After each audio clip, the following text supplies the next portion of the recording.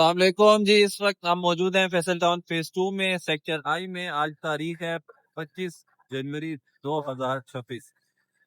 ये आप देख सकते हैं 180 फीट की जो सेक्टर आई की जो मेन बुलेवार्ड है, इसके साथ हमारा सेक्टर I-1 है। यहाँ पे जो है सॉफ्ट डेवलपमेंट हो चुकी है। ये सारे बड़ी कटिंग के प्लॉट हैं। वो सामने भी मशीनरी मूव कर रही है। फिर हमारे पास ये सेक्टर J है, फिर एजुकेशन सिटी का है इसके साथ।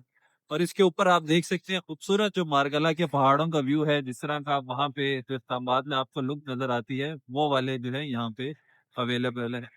इसके साथ ही वो आप ऊपर देख सकते हैं, ये जो ट्रैफिक जा रही है, ये M2 मोटरवे है। हमारे साथ तकरीबन 12 किलोमीटर M2 का फ्रंट है, और उसके बाद तकरीबन 9 किलोमीटर का रावलपिंडी रिंग रोड का जो है फ्रंट फैसल टाउन फेज 2 को लगता है।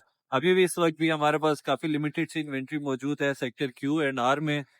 बड़ा अच्छा टाइम है, बहुत अच्छे रेट पे इस वक्त अवेलेबल है। काम की रफ्तार के आप अंदाजा लगा सकते हैं। इस वक्त ये सोसाइटी है वो उसका पूरा फोकस है कि वो डिलीवर करे जल्द से जल्द।